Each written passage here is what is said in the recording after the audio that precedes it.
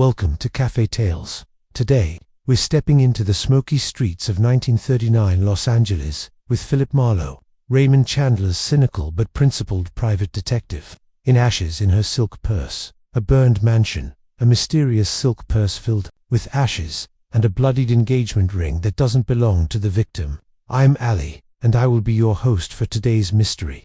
It's fascinating to see where in the world our lovely community is tuning in from.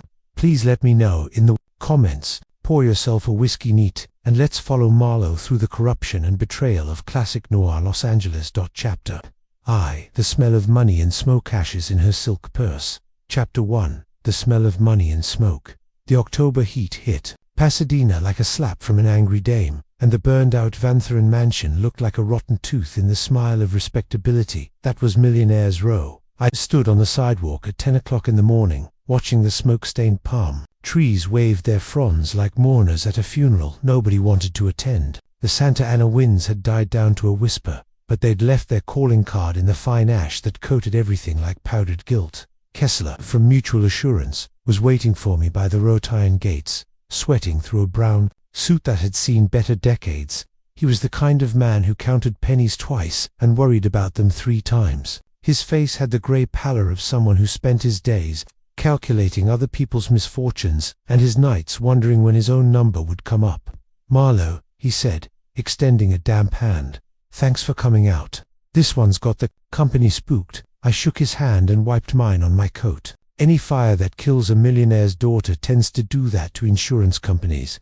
"It's not just that she's dead," Kessler said, leading me through the gates and up what used to be a circular driveway. "It's how she died and what we found. With her, the mansion had been a monument to railroad money and California dreams. Now it was a blackened skeleton wearing a few scraps of Spanish tile, like jewelry on a corpse." The smell of smoke still hung in the air 3 days after the fire, mixed with the sweet scent of jasmine from the neighbor's garden. Money couldn't buy you much when the flames came calling, but it could buy you a better class of ashes. We picked our way through the debris toward what had been the library. The fire department had done their work and moved on, leaving behind yellow tape and the kind of silence that follows violence. Birds were starting to come back to the surviving trees, but they weren't singing much. "She was found here," Kessler said, pointing to a clear space near where floor-to-ceiling bookshelves had once held leather-bound wisdom. The heat was so intense there wasn't much left to identify. Dental records, mostly. I studied the burn patterns on the walls. The fire had been thorough here, too thorough. It had eaten everything with the hunger of something that knew exactly what it wanted to consume. "You said you found something with the body." Kessler reached into his coat and pulled out an evidence envelope. Inside was a woman's silk purse, small and elegant, the kind that cost more than most people made in a month. It was singed around the edges but intact, which struck me as curious in a fire that had turned oak beams into charcoal. "This was clutched in her hand," he said, "or what was left of her hand." I took the purse and opened it. Inside were 2 things that didn't belong together, a handful of fine grey ash and a diamond engagement ring with what looked like dried blood on the band. The ash was too fine to be from the fire. To clean it felt like silk between my fingers. "Any idea what the ash is?" "Lab's still working on it," Kessler said. "But the ring, that's got everyone puzzled. She was engaged to Richard Harley, the banker. Big shot at Pacific Coast Trust. But when we called him about the ring, he said he'd never seen it before." I held the ring up to the morning light. The diamond was good quality, maybe 2 carats, set in platinum that whispered money with a European accent. The blood on the band had turned brown, the color of old secrets. It was the kind of ring a man gave a woman when he wanted to own her, not marry her. "What's your theory?" I asked. Kessler shrugged. "Oh, could be a robbery gone wrong. Could be. She surprised a burglar, he killed her, and set the fire to cover it up. But why leave the ring, and why the ash?" I walked around the space where Nora Van Thuren had died, trying to read the story the fire had written on the walls. The burn patterns were wrong for an accidental fire. They spoke of accelerant, of intention, of someone who knew exactly what they were doing, but there was something else. Something that made the hair on the back of my neck stand up like a cat facing a rattlesnake. "Who inherits?" I asked. "Sir June Van Thuren, maiden aunt type, never married, lives in a little place in South Pasadena." Kessler mopped his forehead with a handkerchief that had seen better days. Companies hoping you can wrap this up quick. The policies for $100,000, and the board's getting nervous. I handed the purse back to him and took one last look round the ruins. In the distance, I could see the neighbors watching from behind their curtains, the way buzzards watch from telephone wires. Pasadena was the kind of place where people minded their own business until someone else's business became more interesting than their own. Something about this case felt like walking into a spider's web in the dark. You knew you were caught, but you couldn't see what was waiting for you at the center. The Van Thorn mansion had burned hot and fast, taking its secrets with it. But secrets have a way of surviving fires, hiding in the spaces between what people say and what they mean. I walked back to my car, past the reporters who were already losing interest and the insurance investigators who were just getting started. The October heat pressed down on the city like a guilty conscience, and somewhere in the ruins behind me, the ghost of Nora. Van Thorn was keeping her silence in a handful of ash and a bloodied ring that didn't belong to her. Chapter 2. Her sisters. Grief. The day had cooled down to merely uncomfortable by the time I got back to my office in the Collenberg building. The elevator wheezed like an old man climbing stairs, and the hallway smelled of disinfectant and broken dreams. I was thinking about the Van Thorn case and a cold beer in that ordered when I found her sitting in the wooden chair outside my door. She was pale blonde with the kind of nervous energy that comes from drinking too much coffee and sleeping too little. Her hands moved like small birds that couldn't find a place to land, smoothing her skirt, adjusting her hat, fidgeting with a purse that looked expensive but somehow wrong on her, like a Stradivarius in the hands of someone who'd only learned to play chopsticks. Mr. Marlowe. She stood up when she saw me, and I noticed she was taller than she'd first appeared, maybe 5-6 inches in low heels that had seen some walking. I'm June Van Thorn. I was hoping I could speak with you about my sister. Yes, the word came out like a sigh that had been held too long. May we unlocked the door and gestured her inside. My office wasn't much to look at in the best of times, and the late afternoon sun slanting through the Venetian blinds didn't improve it any. 2 chairs, a desk that had survived the Coolidge administration, and a filing cabinet that doubled as a bar when the occasion demanded. The occasion was starting to demand. She sat down carefully, as if the chair might collapse under the weight of whatever she was carrying. I offered her a drink, and she declined with a shake of her head that made her blonde hair catch the light. It was good hair, the kind that cost money to maintain, but there were dark roots showing that suggested the money was running out. The insurance company hired you, she said. It wasn't a question. That's right, routine investigation. Your sister's death was complicated. Nora wasn't the type to die routinely. Her voice had an edge to it, like a knife that had been sharpened once too often. She was complicated alive, too. I leaned back in my chair and studied her. She had the same bone structure as the photograph of Nora I'd seen in the newspaper. But where Nora had looked like she could light up a room or burn it down, June looked like someone who'd spent her life standing in shadows, watching other people live. Tell me about your sister. June's hands found her purse again, gripping it like a life preserver. Nora was wild, always had been. Even when we were children, she did what she wanted when she wanted, and somehow, people always forgave her for it. She had that kind of charm. What kind of trouble was she in? The usual kind for someone with too much money and too little sense. The bitterness in her voice was sharp enough to cut glass. Wrong friends, wrong places, wrong men. She never could resist anything that was bad for her, including Richard Hawley. Something flickered behind her eyes there and gone like lightning in a summer storm. Richard was her fiancé. They'd been engaged for 6 months. What's your opinion of him? She took her time answering, and when she did, her voice was carefully neutral.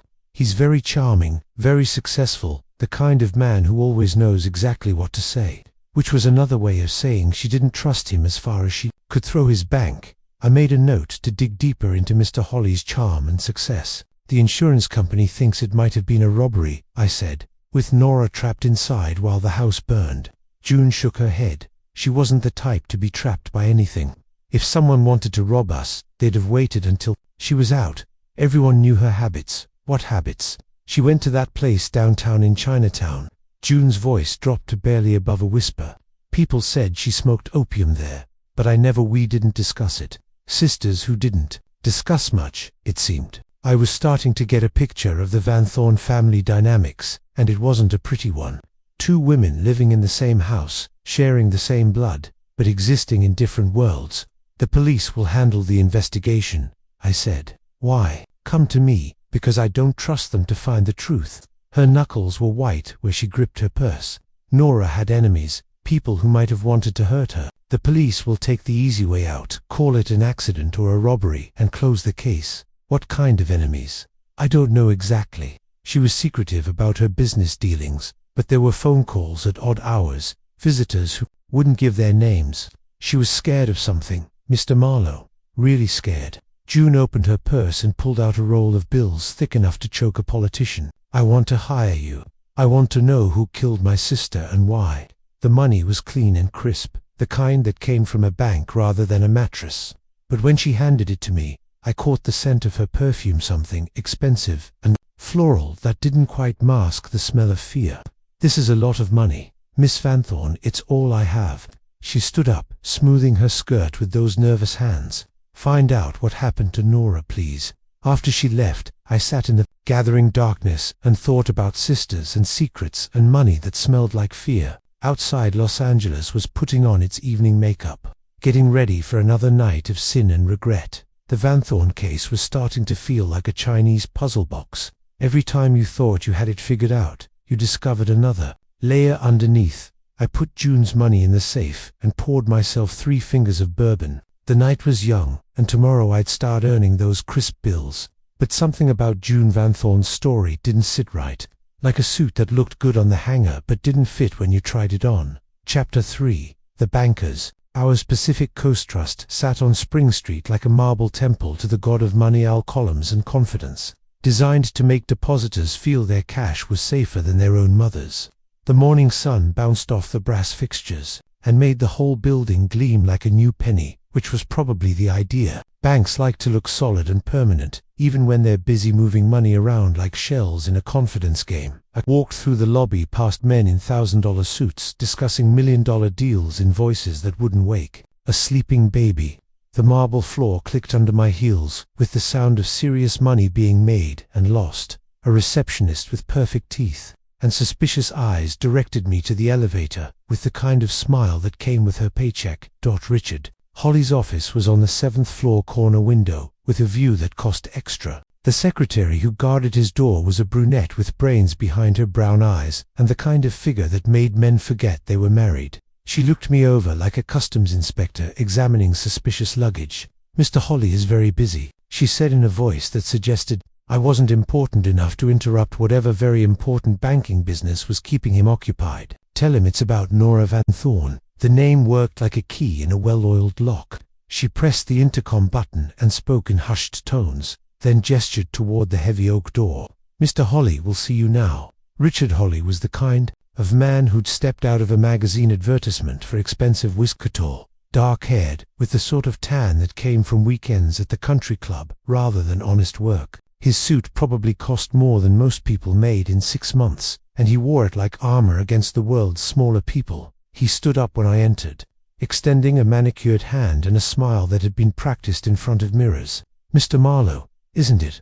Please, sit down." His voice had the smooth confidence of someone who'd never been told no by anyone who mattered. Terrible business about Nora. Absolutely terrible. I took the chair across from his desk and looked around the office. More marble, more brass, and a few oil paintings of old men who'd probably stolen their fortunes fair and square.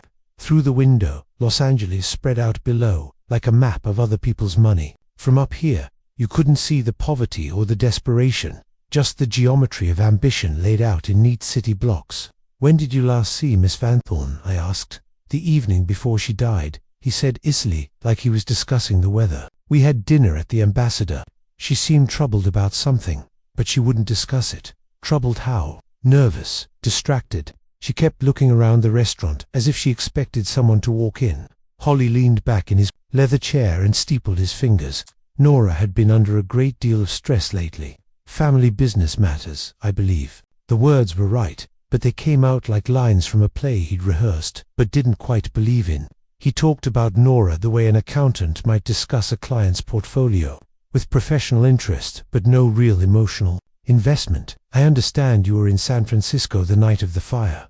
"That's correct. Bank business. The Palace Hotel has the records, if you need confirmation. The answer came too quickly, too smoothly, like he'd been expecting the question and had his response ready. I didn't hear about the fire until the next morning when I called to check on her. As we talked, I became aware of movement in the outer office. Through the glass partition, I could see men who didn't look like they belonged in a bank. They had the kind of faces that suggested their interest rates came with broken kneecaps as collateral, and their jewelry caught the light in ways that legitimate businessmen's DIDN, single quotes T. One of them a thick-set man with scars that looked like they'd been earned rather than a quiet glance toward Holly's office with the casual interest of a shark noticing blood in the water. The police mentioned a ring, I said, watching Holly's face carefully. Found with the body, engagement ring with blood on it. For just a moment, something flickered behind his polished mask. It was there and gone like summer lightning, but I caught it a tightening round the eyes, a slight pause in his breathing. Then the banker's smile was back in place, smooth as marble and just as cold. I'm afraid I don't know anything about that. Nora's engagement ring is in my safe at home. Perhaps it belonged to someone else who died in the fire. I wouldn't know. The police haven't shared their theories with me. I left him there in his tower of money and marble with his practiced smile and his rehearsed answers. The elevator ride down felt like falling through layers of lies, each floor revealing another level of deception. The men with the shark eyes were gone by the time I reached the lobby, but their presence lingered like smoke after a fire. That evening, I followed Holly to a restaurant downtown, the kind of place where the steaks were thick and the conversations were thicker. He met 3 men at a corner table, men who spoke in low voices and used first names that probably weren't their own. From my spot at the bar, I couldn't hear the details, but I caught enough to know they weren't discussing prime lending, rates, or municipal bonds. Holly listened more than he talked, nodding at things that made the other men smile without humor. Money changed hands, not the kind that came with receipts or bank records. When one of the men laughed, it sounded like breaking glass in an empty room. I finished my drink and walked out into the Los Angeles night, where the neon signs painted promises in red and blue light, and the shadows held secrets that daylight couldn't wash away. Richard Holly was dirty, that much was clear. The only question was how dirty, and whether it was dirty enough to kill for. Chapter 4, Opium Dreams and Paper Trails. The call came at 7 in the morning from Eddie Prow, who ran numbers for the boys in East LA and had fingers in more pies than a bakery chef. Eddie didn't call unless he had something worth selling, and he didn't sell unless the price was right. We met at a diner on Alameda, where the coffee was strong enough to wake the dead, and the waitresses had seen enough of life to stop being surprised by anything. The Vanthorne Broad, Eddie said around a mouthful of eggs that had seen better days. Word is, she was a regular at Lotus May's place. You know May. I know May by reputation. A Chinese woman who ran the kind of establishment where people went to forget their troubles and sometimes never came back. The kind of place the police raided when they needed to look busy for the newspapers but left alone when business was good. What's it worth to you? I asked. 20, and we're square for that tip about the Hermosa Beach job.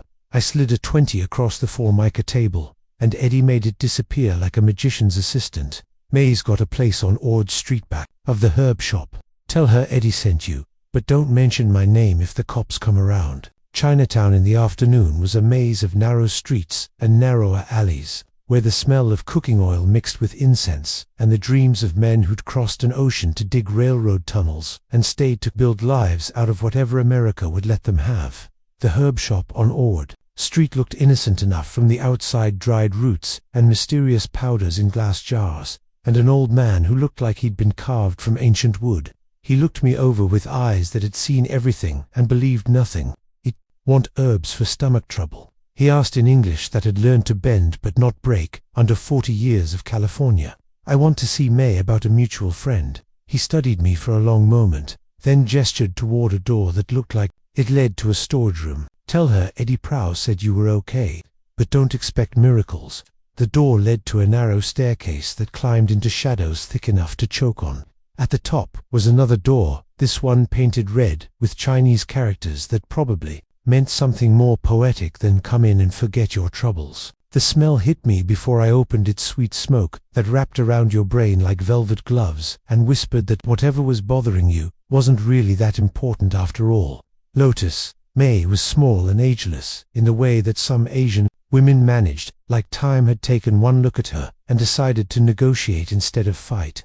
She wore a silk dress that had probably cost more than most people made in a year, and jewelry that caught the lamplight, like captured stars. The room behind her was dim and smoky, filled with the kind of furniture that invited you to lie down and stay a while. "Eddie says you're looking for information about the Van Thorn girl," she said.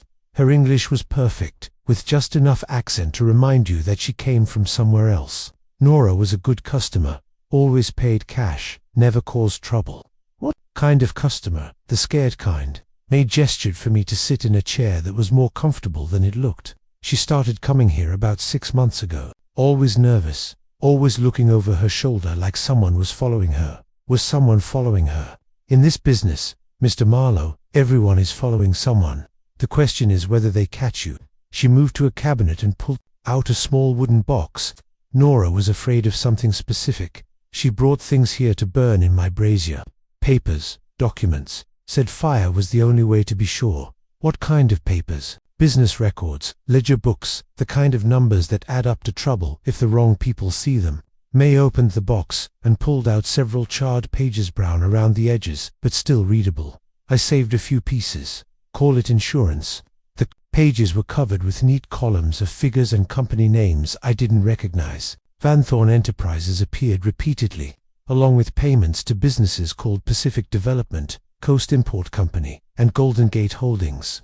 The amounts were substantial, tens of thousands of dollars, moving between companies like water through a sieve. "Mean anything to you?" May asked. "Money laundering. These shell companies probably exist only on paper." I studied the figures more carefully. The pattern was clear once you knew what to look for: dirty money going in, clean money coming out, with a percentage disappearing into someone's pocket at each step. Someone was using the Van Thorn family business to wash money for people who didn't like explaining where their cash came from. People like Richard Holly's friends at the bank. I looked up sharply. May's smile was knowing and dangerous.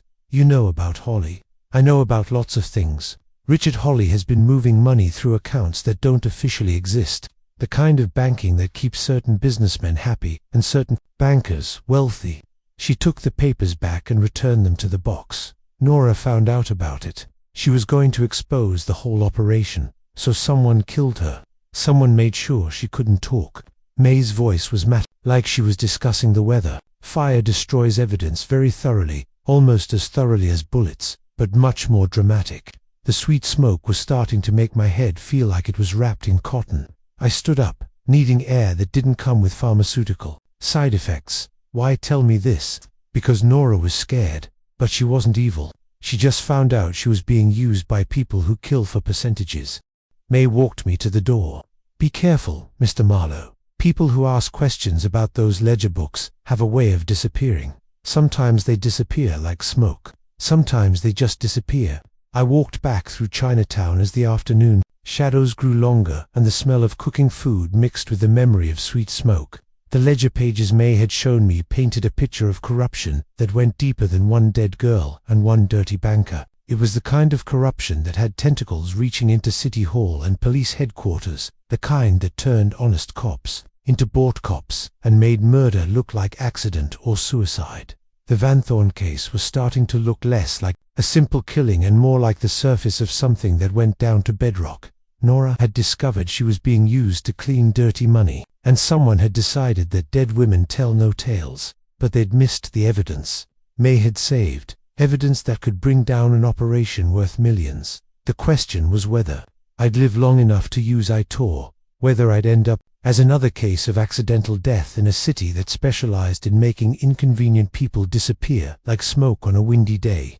Night was falling over Los Angeles like a curtain coming down on the first act of a play that might not have a happy ending. Chapter 5. The cat that never was. The Van Thorn family lawyer kept his office in a building that had been respectable when Coolidge was president and had been sliding downhill ever since. The elevator wheezed like an old man with consumption, and the hallway smelled of dust and disappointed ambitions. Herbert Pettin's nameplate was tarnished brass on a door that needed paint, but his secretary was crisp and efficient in the way That suggested she was the one who kept the practice from collapsing entirely. "Mr. Petton is with a client," she said, not looking up from her typewriter. "Do you have an appointment? It's about Nora Van Thorn's will." The typing stopped. She looked up at me with eyes that had seen enough legal complications to recognize trouble when it walked through the door. "I'll see if he's available." Petton was a small man who'd probably been nervous since birth and had gotten worse with practice. His hands shook like autumn leaves, and his voice had the quaver of someone who'd spent too many years helping people divide up what was left after death had finished with them. He gestured me to a chair across from a desk that was buried under legal documents and what looked like 30 years of accumulated worry. "Terrible business about Miss Van Thorn," he said, fumbling with a pair of glasses that had seen better decades. "Terrible. I've been handling the family's legal affairs for 15 years, and I've never seen anything like this." "Like what exactly?" "The will." He pulled a document from the chaos on his desk like a magician producing a particularly unwelcome rabbit. "She came to see me 3 weeks before she died. Insisted on changing everything. Said she wanted to leave her entire estate to her cat." I leaned forward. "Her cat, Duchess, that was the name. Said it was very important the Duchess be taken. Cariff the Duchess meant everything to her." Petton's hands shook harder as he spoke. "But here's the peculiar thing, Mr. Marlowe. I'd been to the Van Thorn house many times over the years. They never had a cat, never had any pets at all. The pieces of the puzzle were starting to arrange themselves into a picture I didn't like." "Did you ask her about it?" "Of course I did." He removed his glasses and cleaned them with a handkerchief that had seen better days. "She became very agitated, said I wouldn't understand, that it was a matter of life and death. She was terrified, Mr. Marlowe, absolutely terrified. Said someone was trying to kill her, and the Duchess was the only way to keep the truth safe." "The truth about what?" "She wouldn't say, just kept repeating that Duchess would know what to do with everything." Petton's voice dropped to barely above a whisper. "I think she was speaking in some kind of code, Mr. Marlowe. Duchess wasn't a cat. Duchess was something else entirely. I thought about safe deposit boxes and secret bank accounts, about places where a scared woman might hide evidence that could destroy people who killed for profit." "Did she mention any banks? Any specific instructions about where this Duchess might be found?" "She said Duchess lived at the palace, whatever that means, and that only someone who truly loved her would know how to find Duchess when the time came. The Palace Hotel in San Francisco where Richard Hawley claimed to have been the night Nora died. That, the coincidence felt about as likely as finding an honest politician in Los Angeles. Duchess was starting to look like a safe deposit box at the Palace Hotel, filled with evidence that could destroy Hawley's money laundering operation." I left Petton's office with more questions than answers, and the uncomfortable feeling that I was being watched. The feeling proved correct when I spotted the black Buick parked across the street. It had been there when I went in, and it was still there when I came out with 2 men inside who had the kind of faces that suggested their hobby was breaking things that didn't belong to them. I walked to my car at a normal pace, not looking back, but I could feel their eyes on me like heat from a furnace. When I pulled into traffic, the Buick followed at a distance that was professional, but not subtle. These weren't amateurs. They were the kind of muscle that came with references and a union card from whatever organization employed people to solve problems with crowbars and piano wire. My next stop was downtown to see Harrison Blackwood, the Van Thorn family accountant. His office was in a building that charged rent by the prestigious marble and mahogany, and the kind of quiet that money bought. Blackwood himself was silver-haired and distinguished, with the manner of someone who'd spent 40 years helping wealthy people stay wealthy. "The Van Thorn estate is complicated," he said, settling back in a leather chair that probably cost more than most people's cars. "The family fortune was built on railroad investments, but it's been hemorrhaging money for the past 5 years. Bad investments, market fluctuations, and some questionable business decisions." "How bad?" "Without Nora's life insurance policy and her inheritance from their father's estate, June Van Thorn will be essentially penniless within 6 months. He pulled out a file thick enough to choke a horse. "The mansion was mortgaged to the hilt. The business investments have gone sour. There are debts that would make a banker weep. And June inherits everything if Nora died without heirs." "That's correct, assuming Nora's will is declared invalid due to the nonsensical bequest to a non-existent pet." Blackwood's smile was thin as paper. "June has already petitioned the court to have the will set aside." She stands to inherit approximately $400,000 once the insurance is settled and the estate is liquidated. $400,000 was enough to kill four, especially if you were facing bankruptcy. It was also enough to make someone very creative about the circumstances of their sister's death. What can you tell me about the relationship between the sisters? Blackwood's expression grew careful. They were not close. There had been some unpleasantness over the years, competition, perhaps jealousy. June never married, never had Nora's social success or romantic entanglements. She lived in her sister's shadow, and I suspect resented it deeply. The black Buick was waiting when I left Blackwood's office, like a faithful dog that had been trained to follow commands. I drove home through the afternoon traffic, watching it maintain its careful distance in my rearview mirror. Professional watchers who wanted me to know I was being watched. A warning wrapped in surveillance. I parked in front of my apartment building and sat in the car for a moment, thinking about sisters and cats that didn't exist and wills that made sense only if you understood that sometimes the most important truths were hidden in the most obvious lies. Nora Vanthorne had been scared enough to hide evidence in a safe deposit box under a code name, scared enough to change her will, to protect whatever she'd discovered about the money laundering operation. The question was whether her sister June was just another victim of the same corruption or whether she was something much more dangerous, a woman desperate enough to commit murder for money she thought she deserved, and smart enough to make it look like someone else's crime. The men in the Buick lit cigarettes and settled in for a long wait. They had the patience of professionals who were paid to watch and wait and hurt people when the time was right, but patience could work both ways, and I had a few more pieces to find before this puzzle was complete. Chapter 6. Love and Ash. Black Buick followed me to June Vanthorne's apartment building in South Pasadena, then parked under a streetlight like it was settling in for the evening show. The building was the kind of place where faded gentility went to die quietly, brick and ivy, and the dreams of people who'd once had money but now just had memories. Apartment was on the second floor, overlooking a courtyard where someone had optimistically planted roses that the smog was slowly strangling. She answered the door in a pale blue housecoat that made her look smaller and more fragile than she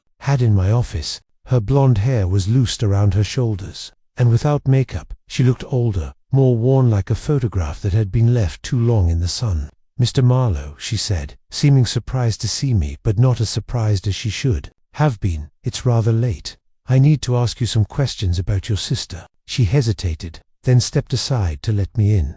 The apartment was furnished with the kind of antiques that suggested better times, pieces that had probably come from the family mansion before the money started running out.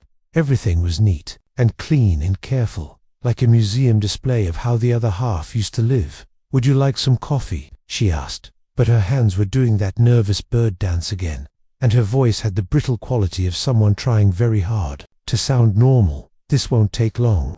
I walked around the living room, looking at the photographs on the mantelpiece and the side tables. Most were family pictures, June and Nora as children, their parents in formal poses that spoke of money and expectations, but there were others half hidden behind the family portraits that told a different story entirely.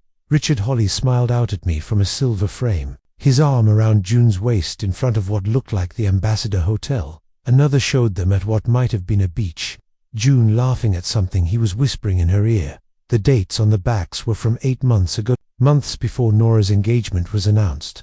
"Nice pictures," I said, holding up the beach photograph. June's face went white as fresh paint.